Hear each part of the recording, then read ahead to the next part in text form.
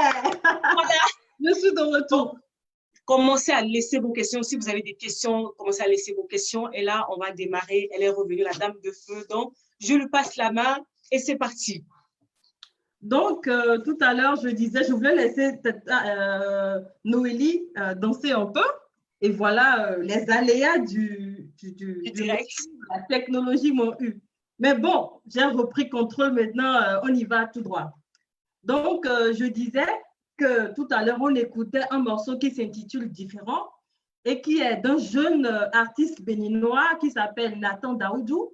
Je vous mettrai le lien de la vidéo tout à l'heure. C'est un jeune artiste qui chante très bien, qu'on a découvert récemment. Et voilà, ce titre-là m'a parlé et j'ai partagé avec Noélie, elle était d'accord. Donc, on a voulu vous faire écouter, vous faire partager ça. Allez sur son YouTube.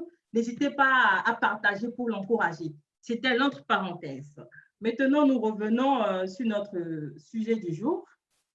Je sais que beaucoup me connaissent, mais quand même, je voudrais me représenter. Je m'appelle Christelle Nadège Faboun, alias Natfag. Et de métier, je suis consultante en marketing et communication et en business stratégie. Je fais de l'accompagnement, des formations, voilà, on dira le reste après.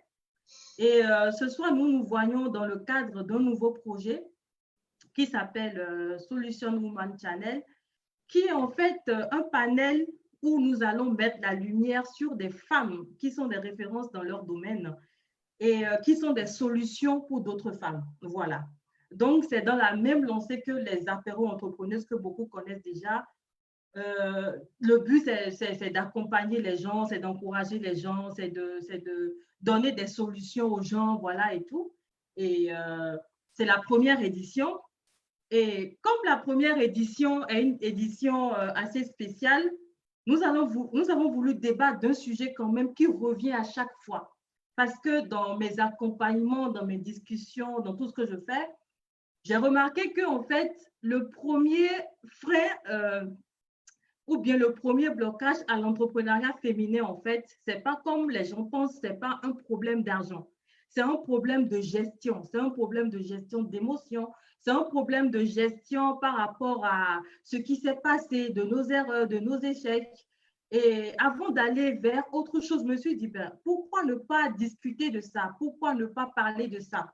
Et n'ayant pas la science infuse, j'ai voulu quand même demander l'aide très respectueusement d'une doyenne dans le domaine. Elle a accepté. Et l'autre parenthèse, en fait, que je voulais ajouter, c'est que nous avons ensemble prévu vous faire une surprise au mois de mai. Les apéros entrepreneuses du mois de mai, c'était les apéros surprises. Il n'y avait pas de communication, il n'y avait rien derrière. On allait seulement faire débarquer Madame Noélie Bonda à Cotonou pour vous surprendre. Mais le coronavirus a eu raison de nous pour le mois de mai. Mais, comme je le dis, la force est en nous et le meilleur reste à venir. Donc, je vous annonce qu'elle sera très bientôt à Cotonou dans le cas des apéros entrepreneuses. Quand, je ne vous le dis pas. Comment, je ne vous le dirai pas. Et où précisément, je ne vous le dis pas. Restez juste connectés et vous saurez. Donc, avant de passer la parole à Noélie pour rentrer dans le vif du sujet, moi, je ferai mon apport à la fin. Je dis Solution Woman Channel, c'est un panel de révélation. C'est un panel de révélation par rapport aux femmes, mais aussi, il y a des gens qui sont derrière les femmes et qui essaient de booster les femmes. Donc, ce soir, j'aimerais quand même dire merci à 3 personnes qui me tiennent à cœur avant que nous ne parlions, parce que quand on va commencer par parler, les gens nous écouteront. À la fin, on n'écoutera plus les gens que je veux honorer. Donc, ce soir, je fais un coucou spécial à monsieur, il s'appelle Sir Abile Daga. Il est le responsable ou le visionnaire derrière le groupe Darmotion. Et c'est un jeune avec un cœur en or.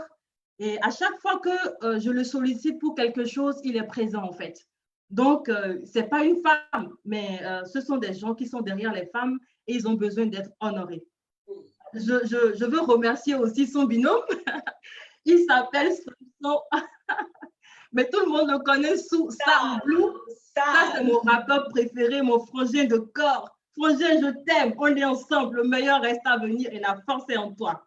Et pour finir, j'aimerais aussi dire merci à mon jumeau en créativité, c'est-à-dire celui-là où quand les idées me viennent, il arrive à me les mettre en image sans que je ne parle trop. Il s'appelle Junior Gavi. C'est le chef ou c'est le CEO de Creative Way, une agence de communication qui est basée à Lomé.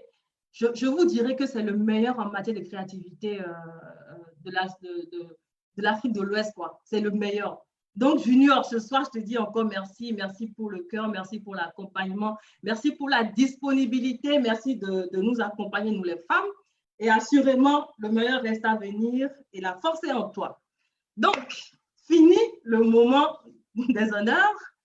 Tata Noélie Panda, bonsoir. Bonsoir, Tata Christelle. Comment allez-vous? Ça va super bien. Et vous-même? Ça va. Et si pour l'occasion, on évitait les vous. D'accord. Ok, on va faire plus cool. D'accord, voilà. Donc, je vous présente Noélie Panda. Elle est conférencière, elle est auteure, elle est spécialiste dans les relations d'aide, un domaine assez compliqué. Elle a écrit plusieurs livres et si vous repartez un peu en bas sur ma page, vous allez voir en fait que j'ai fait sa description. Il y a son lien YouTube, il y a son lien Facebook, il y a même son numéro de téléphone en fait. C'est une dame quand même que je ne connaissais pas, que je n'ai pas connue particulièrement ou à qui on ne m'a pas connecté, mais qui m'a touchée de par l'authenticité du message qu'elle apportait parce que sur les réseaux, vous savez, on regarde tout, on analyse tout, on observe tout. Mais honnêtement, j'ai été touchée parce que j'ai vu qu'elle avait du cœur et elle mettait du cœur dans ce qu'elle faisait. Et ayant remarqué qu'il y a plusieurs dames qui venaient à moi par rapport à des problèmes qu'elles rencontraient et que je ne pouvais pas les aider, je me suis dit, voilà, je vais appeler Noélie Panda pour essayer d'apporter une réponse, un essai de solution en fait à ces dames-là. Donc, c'est pourquoi elle est invitée ce soir. Et je sais que pour celles qui vont suivre ce programme ce soir, elles ne repartiront pas comme elles se sont connectées parce que réellement, elles détiennent quelque chose. Et voilà. Noélie, je te laisse la parole. Bonsoir tout le monde, j'espère que vous allez bien. Moi, c'est Noélie Panda, je suis conseillère en relation d'aide. La relation d'aide, c'est quoi? C'est vraiment un accompagnement psychologique et par moments spirituel pour les personnes qui en ont besoin. Mais la plupart du temps, je suis vraiment plus basée dans la psychologie. Donc, je travaille avec tout type de personnes et Tata Christelle est venue me voir pour aujourd'hui parler aux entrepreneurs. Ce sont des personnes que je rencontre aussi parce que ces histoires des émotions, des histoires lourdes de passé, ça touche tout le monde.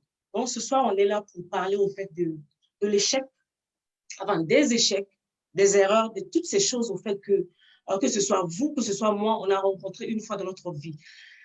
J'ai l'habitude de dire, le problème, ce n'est pas ce qui vous est arrivé au fait dans la vie. C'est ce que vous voulez en faire. Donc, ma première question pour toi ce soir, c'est que, après tout ce que tu as vécu, qu'est-ce que tu veux faire avec ce que tu as vécu? Tu veux le garder au fait comme un boulet ou tu veux en faire une force? Si tu veux rester dans l'état de victime, donc vraiment cette vidéo, elle n'est pas pour toi. Mais si tu te dis que non, j'ai besoin de faire quelque chose avec, j'ai besoin de passer à autre chose avec, alors tu es au bon endroit, assieds-toi confortablement, partage la vidéo pour inviter d'autres personnes parce que ça va les aider aussi. On a dit erreur, échec. En réalité, vous savez quoi? Ce sont des mots. Souvent, moi, j'aime bien travailler avec le dictionnaire. Souvent, les mots, les gens, ils ont une mauvaise définition des mots. Quand vous prenez les mots, en fait, dans le contexte, vous analysez, vous allez voir qu'ils n'ont pas aussi de puissance que ça. En fait.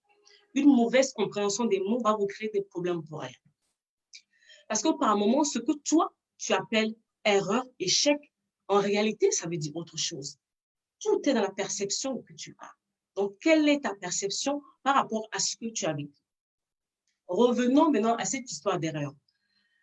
Au fait, faire une erreur, ce n'est pas une fatalité. Seules les personnes qui ne font rien dans la vie, au fait, qui ne font pas d'erreur. Donc, Si tu ne veux pas faire d'erreur dans ta vie, ne fais rien. Reste là, laisse passer le temps, tourne en rond, tu ne feras jamais d'erreur. Mais le jour où tu vas te décider d'entreprendre, de faire quoi que ce soit, peu importe le domaine, tu vas faire des erreurs parce que tu es humain. Pourquoi je te dis ça? Je suis en train de casser au fait cette mentalité en soi qui te pousse au fait à viser une forme de perfection qui n'existe pas. Beaucoup de personnes au fait prennent au fait le perfectionnisme en eux. Dans mon travail, je rencontre beaucoup de personnes comme ça. Ce sont des personnes qui sont tellement exigeants envers eux-mêmes que le jour où on ne commet pas malheur, ils font une erreur, ils font quelque chose, c'est fini, c'est la fin du monde, ils s'écroulent, il n'y a plus rien à faire. L'erreur est humaine. Tu es un être humain, tu es faillible. On ne dit pas que non, il faut que tu te, entre guillemets, te vautres au fait dans l'erreur, mais ça peut arriver parce que tu es un être humain, parce que c'est comme ça. Pourquoi maintenant je parle du perfectionnisme? Il y a deux choses dans le perfectionnisme. Il y a des gens qui, pour eux, tout ce qu'ils doivent faire, ça doit réussir, ça doit être parfait, ça doit être voilà, voilà. Ce n'est pas toujours vrai. Cette catégorie de personnes, ils sont scindés en deux. Les personnes qui ont le perfectionnisme de par leur tempérament, parce que les tempéraments, on en a quatre. On a les sanguins, on a le colérique, le flegmatique et le mélancolique. Les personnes qui ont le tempérament qui sont mélancoliques, ils sont perfectionnistes de nature. C'est en eux, en fait. Et il faut que ce genre de personnes réalisent que non, c'est un problème qu'ils ont à l'intérieur d'eux, parce qu'un perfectionniste, dès qu'il fait une erreur, c'est fini. Ou soit, qu'est-ce qu'il va faire? Il va essayer de faire un programme, il va tellement réfléchir qu'il ne passera jamais à l'action. Donc, ce sont les personnes qui finissent souvent, en fait, dans la procrastination. Voilà le premier problème avec le perfectionnisme. Tu es là, tu tournes en rond. Ou tu as tellement peur de faire des erreurs que finalement, tu ne fais plus rien. Ça peut provenir de ton tempérament. Ça, c'est une chose. Maintenant, le deuxième côté, il y a le perfectionnisme qui vient des blessures intérieures. Parce que quoi? Il y a des enfants, souvent j'en parle, il y a des personnes au fait qui ont vécu dans des environnements où on a été extrêmement exigeant avec eux. Que ce soit à l'école, peu importe, dans tous les domaines, on a été tellement exigeant avec eux que dans leur tête, il y a une seule phrase qui tourne. Je n'ai pas droit à l'erreur. C'est des petites paroles par moment que les parents, ils lancent aux enfants, mais ils ne se rendent pas compte que répéter à plusieurs fois, ça crée des dégâts à l'intérieur de l'enfant. En fait. Dire à une personne, tu n'as pas droit à l'erreur, il faut que tu sois parfait. Quand l'enfant va à l'école, ramène des notes, ce n'est jamais assez. Tout ce que tu fais, ce n'est jamais assez bien. Quand tu vas grandir, qu'est-ce qui va se passer? Tu vas devenir perfectionniste, tu vas devenir bourreau du travail. Tout ce que tu dois faire, ça doit réussir. Si ça ne réussit pas, ça y est, c'est la fin du monde. Tu as le droit de faire des erreurs. Ce soir, je peux te dire, assieds-toi, tu te regardes dans le miroir et puis tu te dis, j'ai le droit de faire des erreurs. Je suis humaine. Ce n'est pas la fin du monde. Maintenant, tu as le droit de faire des erreurs, ok. Le problème, ce n'est pas de faire des erreurs. Qu'est-ce que tu tires comme leçon de ces erreurs? C'est ça. Qu'est-ce que tu tires comme leçon? Parce que souvent, moi, les erreurs, je ne dis pas forcément que non, ce sont un guillemets des erreurs. Non. Je dis, tu apprends. Mais quand cette chose arrive, au fait, qu'est-ce que tu fais? Peu importe, au fait, ce que tu as vécu. Je ne sais pas, que ce soit une faillite en entreprise, que ce soit une escroquerie, que ce soit, peu importe ce que tu as vécu dans ce projet que tu as. Qu'est-ce que tu as tiré comme leçon? La plupart du temps, on est tellement dans les émotions, on est tellement blessé, on est tellement mal que on ne prend pas le recul nécessaire pour faire le point. C'est important de tirer des leçons, peu importe ce que tu as pu vivre, faire comme erreur, comme échec. Premier point, tu dois faire le point. Assieds-toi, tu prends un cahier, un bloc-notes et tu commences à écrire. Tu commences à écrire, bon, je vais faire telle chose, ça m'a ramené ici, et comme ça, je me suis retrouvée là, comme ça, je me suis retrouvée là. Qu'est-ce que ça va te permettre? Ça va te permettre que la prochaine fois, tu ne te retrouveras plus dans la même chose. Donc, c'est à ce moment-là, en fait, on dit que non, l'échec ou l'erreur devient une force. Quand tu fais une chose et que ça n'a pas marché, la première chose, la question à te poser, qu'est-ce que je n'ai pas fait comme il faut? Voilà la première question que tu te poses. Et maintenant, la deuxième question, vous savez, il y a des moments, il y a des gens qui disent non, Noélie, j'ai fait une erreur ou Noélie, j'ai subi un échec. Souvent, je vois ça en relation. Peu importe la relation amicale, amoureuse, professionnelle. La personne dit non, Noélie, j'ai échoué dans la relation. Est-ce que tu sais que par moment, ce que tu appelles l'échec, ça peut être une redirection. Ça peut être Apprends à faire les choses autrement. Non, tu n'es pas censé être avec cette personne. Tu n'es pas censé faire ceci. Tu n'es pas censé faire cela. Mais toi, en fait, tu ne vois pas tout cet aspect de la chose. Tu es juste omnibulé par le fait que ce que tu fais n'a pas réussi. Par moment, le fait d'échouer dans quelque chose, on te protège, en fait. Tu ne sais pas ce qui est arrivé si tu avais réussi ça. Tu ne sais pas. Toi, tu as juste vu que non, tu n'as pas eu ce que tu désirais. Mais les contours, tu n'as pas regardé. On revient en fait à cette question en fait de perception. Qu'est-ce que tu vois? Tu vois juste au fait ce qu'il y a sous tes yeux ou tu apprends à analyser. Petit à petit, je suis en train de te ramener quelque part. Et là, dans tout ce que je te dis, tu vas remarquer quelque chose. Je te parle de perception, je te parle de réfléchir, je te parle de penser. Et je reviens à l'intérieur de toi.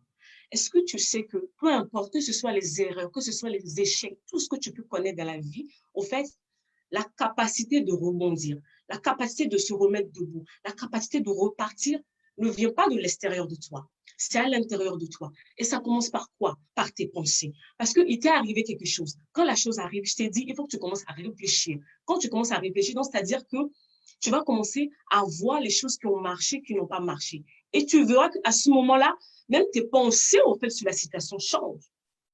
Par un moment, tu vas croire que non, la personne t'a escroqué ou je ne sais pas quoi. Mais en analysant, tu vas te dire que non, peut-être j'ai évité le pire. Automatiquement, tu verras que ta perception, tes pensées sur la situation changent. Qu'est-ce qui fait que tu n'arrives pas à te remettre debout pour partir? Ce sont tes pensées, en fait. Et là, je te ramène en psychologie. En psychologie, on dit ceci. Quand une situation t'arrive, une circonstance, un événement t'arrive, tout de suite, en fait, ça provoque des pensées en toi. Imagine, au fait, que tu fais confiance en une personne en affaires et la personne, au fait, t'escroque. Ce qui arrive, au fait, produit un choc en toi. Et tout de suite, tu commences à réfléchir. Comment j'ai pu me faire avoir? Comment ceci? Comment cela? Comment cela? Et qu'est-ce qui va se passer? Tellement tes pensées vont dans tous les sens, tes émotions sont attaquées. Tes émotions sont attaquées. Soit tu es triste ou tu es en colère.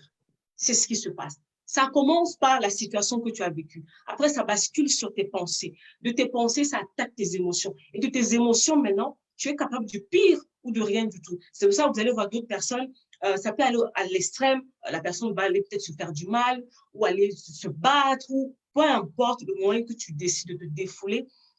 Les émotions, au fait que tu nourris en toi vis-à-vis de cette situation, ont la capacité de te pousser à l'action. Mais quelle action? C'est ça. Donc, quand on revient au début de cette histoire, on revient sur tes pensées. Quand les choses t'arrivent, ça fait mal. Ça fait du mal, oui, c'est difficile, oui. Mais assieds-toi d'abord. Parce que si tu n'arrives pas à canaliser tes pensées, tu vas aller dans tous les sens. Et même cette personne peut-être qui t'a offensé ou quoi que ce soit, tu risques de mal réagir. Et qu'est-ce qui va se passer? Au début, tu peux avoir raison. Mais la manière dont tu vas réagir sous la colère, ça peut, voilà, porter atteinte à toi. C'est-à-dire que à la base, tu étais victime, tu vas devenir bourre. Quand la chose arrive, tout de suite, rappelle-toi les pensées, mes pensées. Quand tu arrives à canaliser tes pensées, tout le reste, parce que quand tu arrives à soumettre tes pensées, tes émotions sont obligées de suivre en fait ce que tes pensées au fond. Et c'est très important. Maintenant, revenons, pas revenons, avançons. Qu'est-ce qui se passe à l'intérieur d'une personne qui vient de vivre un échec ou faire une erreur? La culpabilité. Voilà le problème de beaucoup de personnes. Je ne sais pas combien de personnes que je rencontre en accompagnement ou en formation, ils sont sous le poids d'une culpabilité. La culpabilité, pourquoi? Comment j'ai pu me faire avoir? Là, on est en train de parler au fait, vraiment dans l'entrepreneuriat. Comment j'ai pas vu ça venir? Comment je me suis fait avoir? Comment ceci? Comment cela? Comment cela? Et ça va te plonger dans la culpabilité. Et pire encore, si tu as des gens qui sont autour de toi, au fait, qui, eux aussi, qu'ils en rajoutent une couche, c'est fini. Et là, la personne va commencer à broyer du noir. Ça vient de quoi? Ça commence toujours par les pensées. Et la culpabilité vient. Ça plonge la personne complètement et la personne n'arrive plus à faire quoi que ce soit. La personne, c'est comme si la personne est paralysée de l'intérieur. On voit la personne bouger de l'extérieur, mais à l'intérieur, la personne est paralysée. La culpabilité est là. Comment je vais me remettre debout? Ou c'est peut-être si c'est un prêt que la personne a fait, comment je me suis fait escroquer? Comment je vais rembourser? Et comment, et comment, et comment, et comment? On revient encore à ce que je disais de l'intérieur. La culpabilité, c'est quoi? c'est de reconnaître que non, au fait, oui, tu as fait une erreur. Oui, tu n'as pas fait attention. Oui, il s'est passé telle chose. Et l'accepter, au fait. Mais beaucoup de personnes n'arrivent pas à accepter cela. On revient à ce que j'avais dit en début de la vidéo, où je parlais au fait du perfectionnisme. La personne est tellement exigeante avec elle-même que la personne ne conçoit pas que j'ai pu faire une telle erreur. J'ai pu avoir cet échec-là. La personne ne se le pardonne pas. Nous avons beaucoup de personnes qui sont là, vous les voyez, ils sont en train de sourire, ils font tout, mais la personne ne se pardonne pas. La personne va s'infliger des pires trucs. Pourquoi? Parce que quelque part, un jour, elle a commis une erreur, elle a commis une faute, elle a subi un échec, sa vie s'est arrêtée là. Et à partir de ce moment-là, tellement la personne, au fait, se culpabilise, vraiment, j'appelle cela de l'auto-sabotage. Voilà le mot que j'utilise. La personne est dans l'auto-sabotage. La personne n'arrive plus à faire quoi que ce soit, est paralysée. Tu ne peux pas avancer, tu ne peux pas te remettre debout si tu restes dans cette culpabilité. Il va falloir que tu apprennes, au fait, à te pardonner, à reconnaître que non, au fait, tu es humaine et que ça arrive. Ça arrive. Je ne sais pas à qui je suis en train de parler. Tu as le droit de faire des erreurs. Ces erreurs, au fait, ne te déterminent pas, ne te définissent pas. Mais tire des leçons de là. Pardonne-toi. Remets-toi debout. Oui, j'ai fait cette erreur. Oui, j'ai fait ça. Ok, d'accord. J'ai pris hâte. J'ai tiré des leçons. Je me remets debout pour repartir. Et là, quand tu arrives à te pardonner, toi-même, tu acceptes, au fait, d'être humaine. Donc, c'est-à-dire, tu acceptes tes failles. Parce que tout être humain a des failles. Moi-même, j'ai des failles. Tout le monde a des failles. Accepte cela. Après avoir accepté cela, il y a maintenant le regard des autres. Parce que là, au départ, c'était avec toi-même. La bagarre se trouve à l'intérieur de toi. C'est ça le dilemme de beaucoup de personnes. Ils sont en lutte avec eux-mêmes. La personne, la nuit, ne dort pas. Elle broie du noir, elle fait des trucs. C'est comme ça, vous allez entendre un jour, oh non, tel entrepreneur, telle personne a essayé de mettre fin à ses jours, a essayé de faire ceci. Pourquoi? La personne a tellement broyé des mauvaises pensées qu'à un moment donné, ces pensées ont créé des émotions. Les émotions l'ont conduit à passer à l'acte, malheureusement. Maintenant que tu reconnais au fait que, bon, tu es humaine, tu fais des erreurs, tout ça, tu as tiré des leçons, tu vas apprendre maintenant aussi à gérer le regard des autres. Parce que voilà un autre point qui est là. Beaucoup d'entre nous, nous sommes prisonnières au fait des regards des autres. Qu'est-ce que la famille va dire? Qu'est-ce que les amis vont dire? Qu'est-ce que mes collaborateurs vont dire? Qu'est-ce que les gens du quartier vont dire? Qu'est-ce qu'on va dire? Qu'est-ce qu'on va penser de moi? Voilà un autre problème qui fait que tu n'arrives pas, au fait, à te remettre debout pour pouvoir avancer. Qu'est-ce que les gens vont dire? Et souvent, qu'est-ce qui se passe? Qu'est-ce que les gens vont dire? Ça vient de très loin. Tout à l'heure, je parlais du perfectionnisme qui peut être une blessure. Mais il n'y a pas que ça. Il y a d'autres personnes, il y a des catégories de personnes qui traînent des blessures intérieures depuis leur passé déjà. On peut parler du rejet, on peut parler de l'abandon. C'est le genre de personnes qui ont besoin de la validation des autres au fait pour exister. Quand tu es dans ce cas-là où tu as besoin que les autres te valident, ou que les autres t'apprécient, que les autres te disent que non, ce que tu fais, c'est bien, machin, machin, tout, tu as tout le temps besoin, en fait, qu'on te dise que ce que tu fais est bien, tu vas avoir du mal à rebondir après un échec. Parce qu'ils vont t'enterrer, au fait. Leurs paroles, au fait, vont t'enterrer, justement. Apprendre à te détacher du regard des autres, c'est pas aussi facile que ça. Parce que ça va très loin dans ton histoire. Très, très, très loin. Ça vient d'où? À chaque fois, Noélie, je peux pas faire ci, je peux pas faire ça. On va dire, OK. Bon, on va dire, mais après, pourquoi tu as besoin, en fait, de l'approbation de ces personnes pour faire ce que tu as fait? À moins que c'est des critiques, entre guillemets, constructives. Mais sinon, pourquoi tu as absolument besoin, en fait, que ces personnes te disent des bonnes choses? Oui, tu as fait une erreur, tu es humaine, ça s'est fait, c'est fini. Maintenant, tu es censé te remettre debout. Mais si ce sont ces personnes, en fait, qui sont là pour te tirer encore vers le bas, mais ça prouve quelque chose qu'il va falloir, en fait, que tu fasses aussi un tri autour de toi. Ça montre, c'est ça, dans les moments difficiles, c'est là où tu vois la vraie nature des personnes qui t'entourent. En fait. Qui sont ces personnes qui t'entourent? Quels sont les gens de parole? Quels sont les gens de choses qu'ils te disent? Est-ce que tu as besoin absolument d'eux pour te remettre debout? Oui, tu as besoin de l'aide des bonnes personnes qui veulent te donner un coup de main pour avancer. Mais les personnes qui vont toujours revenir, ah, à telle époque, tu avais fait telle chose, ah, tu avais fait ça, tu avais fait ça. Ah, surtout, souvent nous dans nos communautés, ah, ton entreprise là que tu as fait là, ça a fait faillite là, tu recommences encore. Tu ne vis pas dans leur regard. Tu vas apprendre à te détacher d'eux. Et apprendre à te détacher d'eux, ça va plus loin. On repart au fait dans cette histoire au fait de l'estime de soi. À comprendre que non, tu es un être humain, tu fais des erreurs, l'erreur est humaine. Ces mêmes personnes qui te pointent du doigt, eux aussi font des erreurs. Peut-être que pour eux, on n'entend pas ça, mais tu es pareil que eux. Donc, à un moment, tu vas apprendre au fait à te détacher de leur regard, te concentrer sur toi, apprendre à te redéfinir. Oui, tu es tombé, tu es humaine, ça arrive. C'est comme ça, la vie, c'est fait de ça. Tu prends des coups, mais tu te dis, tu t'assois, tu te remets debout, tu te pardonnes, tu lâches prise, tu prends des leçons et tu te dis, OK, je me remets debout. Mais pour te remettre debout, là, tes pensées, tant que dans tes pensées, tu n'apprends pas au fait à renouveler tes pensées, à changer tes pensées, ça ne va pas marcher. Parce que qu'est-ce qui se passe? Par moment même, ton entreprise ou ton commerce ou tout ce que tu fais est tombé parce que toi-même, tu ne crois pas.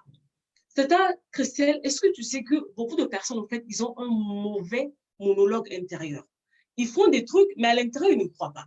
Il y a d'autres, ils font des trucs parce que les amis font, parce que les autres font. Non, ils font du suivisme. Il y a beaucoup de raisons qui t'ont poussé à faire ce commerce. Mais là, si ça tombe, c'est le moment de te remettre en question, en fait. Pour te dire, mais en fait, est-ce que ce truc-là, c'était fait pour moi? Est-ce que je devais être là-bas? Est-ce que te remettre en question? Nous vivons dans un monde où quand on a des problèmes, on a des difficultés, tout de suite, on se tourne vers les autres. On ne se remet pas en question. Alors que moi, mon travail, c'est de te faire en sorte de te dire, bon, il faut qu'on analyse tout ce qui s'est passé.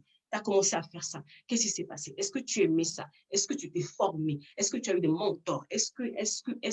Pourquoi ça n'a pas tenu? OK, ça n'a pas tenu. D'accord. Tu vas apprendre à faire les choses autrement. Tu vas te remettre debout en changeant tes pensées. Il y a des gens qui font de l'entrepreneuriat, eux-mêmes, ils n'y croient pas. Pourquoi? Parce que peut-être depuis leur enfance, on leur a dit, tu ne vaux rien, tu ne réussiras rien, tu ne feras rien. Malgré qu'ils essaient, l'intérieur ne suit pas. Et vu que c'est l'intérieur qui prédomine sur l'extérieur, tôt ou tard, ça se fera ressentir.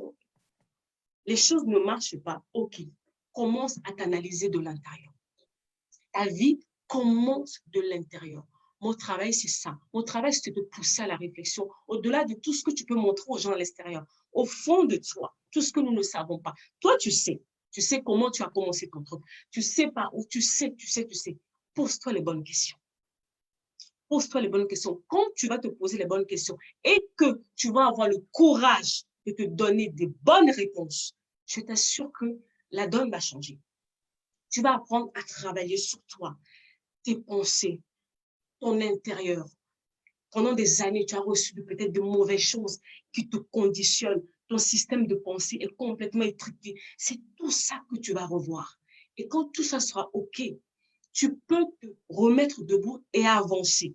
Ça ne veut pas dire que tu ne connaîtras plus l'échec sur la route. Non, l'échec fait partie en fait de ta vie.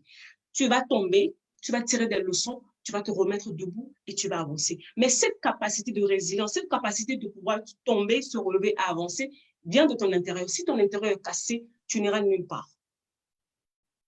Quand ton intérieur est cassé, tu n'as pas cette force-là. Parce que qu'est-ce que tu vas te dire? Oh, c'est toujours moi, ma vie est misérable, il n'y a rien qui marche, je suis maudit, tout. En fait, tu vas rentrer dans les lamentations, alors que le problème n'est même pas là-bas. En fait. Peu importe tout ce que tu fais, ça commence de l'intérieur. Tant que l'intérieur n'a pas pris, l'extérieur ne peut pas le suivre. Alors, ce soir, quand tu vas finir ce live, tu vas t'asseoir, tu vas commencer à te poser des questions. Ça a commencé par où? Pourquoi je suis ceci? Tu regardes dans tes comportements. Souvent, je dis aux gens, vos comportements parlent pour vous, en fait. Il y a des certain nombre de choses que vous avez vécues dans vos passés qui vous conditionnent à être d'une manière ou d'une autre, à réfléchir d'une manière ou d'une autre. Et si vous n'arrivez pas, en fait, à remonter dans ces mécanismes-là, vous ne pouvez pas changer la donne dans le présent. Parce que c'est comme si tu étais en 2020 et ton système de pensée date de 1995. Ça ne marchera pas, en fait. Il faut que tu fasses une mise à jour. Mais pour faire la mise à jour, il faut que tu essaies de comprendre que non, il y a quelque chose qui ne va pas. Non, ce n'est pas toujours les sorciers. Non, ce n'est pas toujours... Par moment, c'est toi-même, en fait. Par moment, ces échecs, ces choses qui t'arrivent, c'est la puce à l'oreille, en fait. C'est comme l'alarme qui te dit, assieds-toi. Il est temps que tu travailles sur toi. Il est temps que tu te regardes en face. Il est temps que, parce que tu cours. Maintenant, il est temps que tu te remettes en question. Voilà mon travail pour toi. Mon travail, c'est de te pousser à réfléchir sur ta vie. Voilà, Tata Christelle.